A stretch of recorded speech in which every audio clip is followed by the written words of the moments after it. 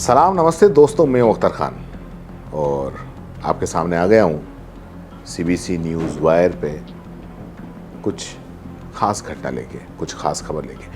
कभी कभी कुछ हमारे आसपास या हमारे ही मुल्क के अंदर कुछ ऐसी घटनाएं सामने आ जाती हैं जो हमें अंदर तक हिला देती हैं। हम सोचने पे मजबूर हो जाते हैं कि क्या आज की दुनिया में इतने घिनौने, इतने बेशर्म, इतने निर्दयी लोग मौजूद हैं।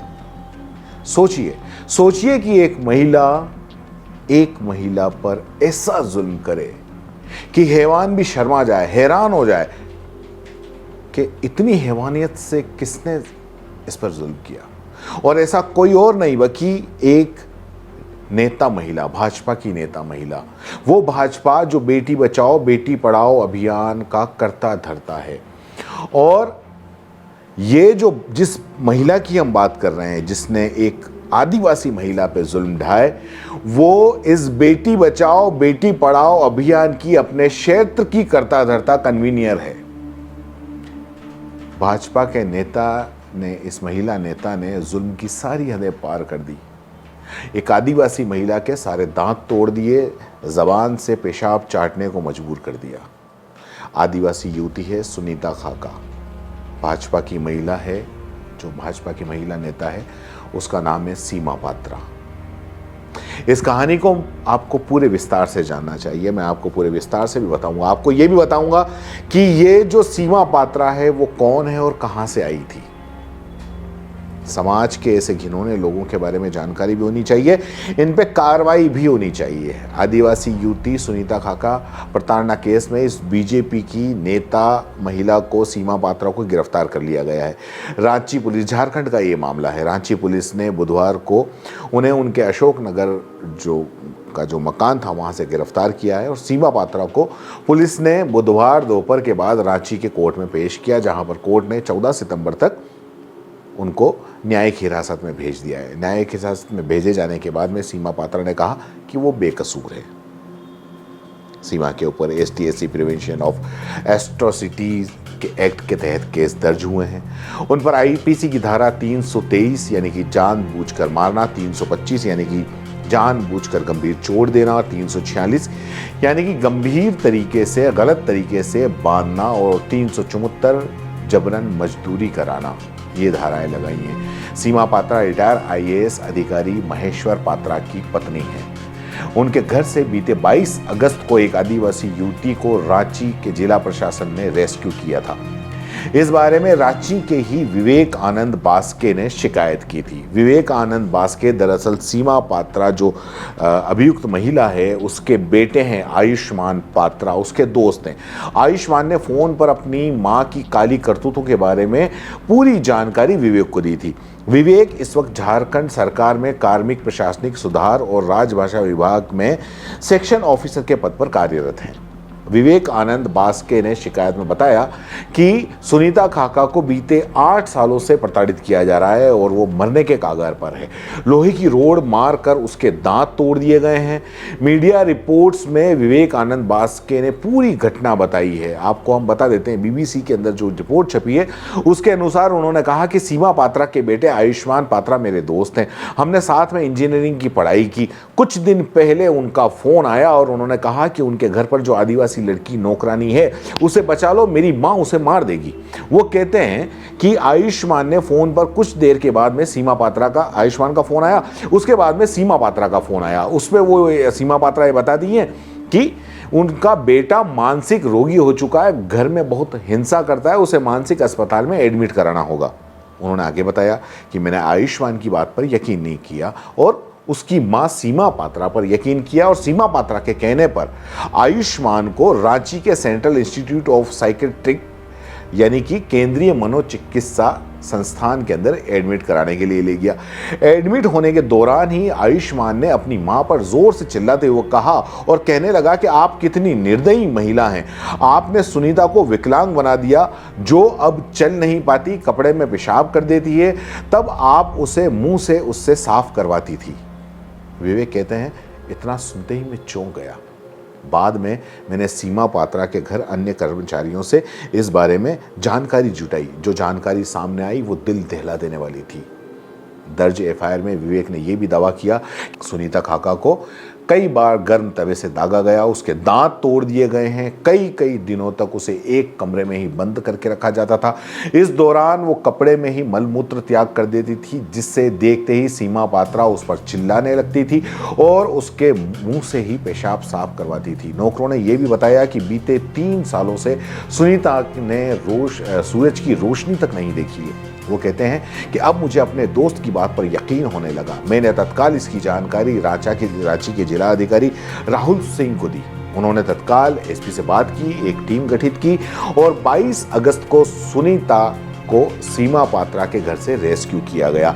इसके बाद उसे रिम्स में एडमिट कर दिया गया। रिम्स में डॉक्टर शीतल मलुआ ने ये बताया, रिपोर्ट्स में बताया कि सुनीता की हालत अब स्थिर है, वो बहुत कमज़ोर है।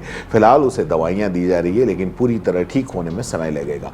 डॉक्टर मलुआ ने यह भी बताया कि सालों से प्रताड़ना झेल रही सुनीता के दिमाग पर असर पड़ा है, इस असर को कम करने में समय लगेगा। दर्ज एफआईआर के मुताबिक सुनीता सीमा पात्रा की बेटी जो थी वो वत्सला के दिल्ली रहने के दौरान उनके घर पर काम करती थी। यहाँ भी उनके साथ ऐसा ही सलूक किया जाता था, यानी कि बेटी भी ऐसा ही सलूक करती थी। वत्सला इस वक्त नेशनल थर्मल पावर कॉरपोरेशन के रामगढ़ स्थित केंद्र में काम कर रही है। दोनों माँ बेटी का अत्याचार यहीं ख़त्म नहीं होता है। जब भी घर से बाहर निकलती थी दोनों माँ बेटियाँ, तो सुनीता का जो कमरा था उसमें ताला लगा कर जाती थी।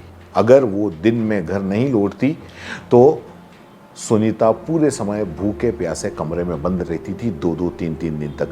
जब सुनीता की हालत बहुत ज़्यादा अधिक खराब हो गई तो सीमा पात्रा उसे किसी आश्रम में छोड़ने का प्लान बना रही थी। ये पूरी की पूरी ये इतनी भयानक घटना है जिसको सुन के, देख के, और जो वीडियो वायरल हो रहा है सुनीता खाका का, वो उसको सुन के हमारा दिल दहल जाता है। अब ऐसे में सवाल ये आता है कि आखिर कौन है ये सीमा पात्रा जो एक महिला होकर महिला पे इतना जुल्म करती हैं? आखिर कौन है? तो आपको बता दें कि सीमा पात्रा दरअसल फिल्म अभिनेत्री बनना चाहती थी।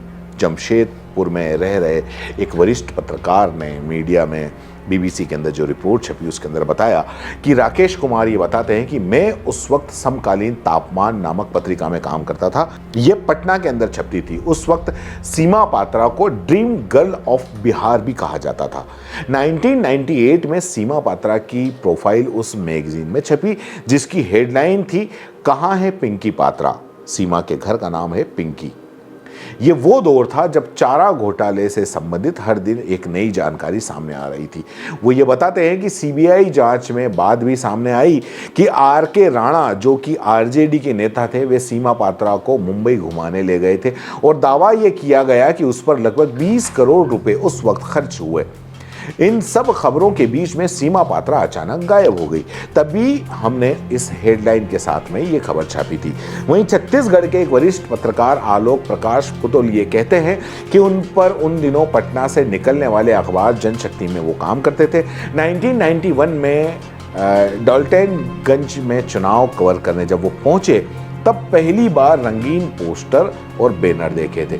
ये सारे सीमा पात्रा के थे। वो चंद्रशेखर की पार्टी जनता दल से लोकसभा चुनाव लड़ रही थी। हालांकि इस चुनाव में उनकी जमानत तक जब्त हो गई थी, लेकिन सीमा पात्रा आरजेडी में रही। इसके बाद में कांग्रेस ज्वाइन किया और 5 साल पहले वो बीजेपी में आ गई। हो सकता है कि बहुत ज़्यादा उनके गुनाहों का घड़ा भर गया हो और अपने गुनाह धुलाने के लिए वो बीजेपी में आ गई हों, ऐसा लोग कहते हैं। सोशल मीडिया पर बात चल रही है और वहाँ पर ये राष्ट्रीय कार्यकारिणी में महिला मोर्चा की सदस्य थी।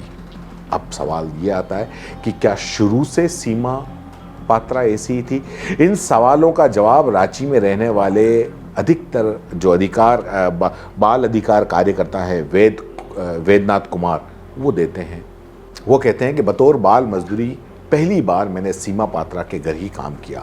उस वक्त यानी साल 1994-95 में उनके पति श्री कृष्ण लोक सेवा प्रशिक्षण संस्थान रांची के डिप्टी डायरेक्टर पद पे तैनात थे। सीमा पात्रा की आदत थी 11 बजे सोकर उठती थी और मुझे पता नहीं चलता था कि कब उठी। वो सीधे गाली देते हुए किचन में घुसती थी, मेरे बाल पकड़कर कहती थी कि तुमने अभी तक चाय क्यों नहीं बनाई। वो कहते हैं कि उनके पति बहुत ही सादगी पसंद और जीनियस किस्म के इंसान थे। वे हमारे साथ ज़मीन पर बैठकर मांड भात खा लिया करते थे। सीमा पात्रा जब भी उन्हें ऐसे करते देखती तो अपने पति को बहुत गालियां देती थी। इस बात की तस्दीक विवेक आनंद बास्के भी करते हैं। वो कहते हैं कि जब मैंने पुलिस में इस मामले की शिकायत की तो सीमा के पति और बेटी मेरे घर आए। पति ने कहा आंटी को बचा लो, लेकिन ऐसा करने से मना कर दिया। तब जाते वक्त उन्होंने कहा था कि टेक केयर ऑफ सुनीता। अब क्या हुआ? बीजेपी ने सीमा पात्रा को निलंबित कर दिया। इस बीच सीमा पात्रा के बीजेपी से जो संबंध थे वो सामने आए तो उसके तुरंत बाद इस मामले ने राजनीतिक रंग ले लिया। हालांकि पार्टी ने उसको निलंबित कर दिया। बीजेपी के प्रवक्ता प्रतुल शाहदेव कहते हैं कि यह बहुत ही जघन्य अपराध है, इसकी कोई माफ़ी नहीं है। साथ ही ऐसी विकृत मानसिकता वालों के लिए बीजेपी के अंदर कोई जगह नहीं है। पार्टी ने तत्काल प्रभाव से उन्हें निलंबित कर दिया है। एक जांच कमेटी भी बैठा दी गई है। रिपोर्ट आने के बाद बहुत संभावना है कि उन्हें पार्टी से हमेशा हमेशा के लिए बाहर का रास्ता दिखा दिया जाएगा। बीजेपी में उनकी स्थिति के बारे में उन्होंने बताया कि निलंबित होने से पहले राष्ट्रीय महिला परिषद की सदस्य थी। साथ ही बेटी बचाओ बेटी पढ़ाओ पहल की झारखंड प्रदेश की संयोजिका भी थी।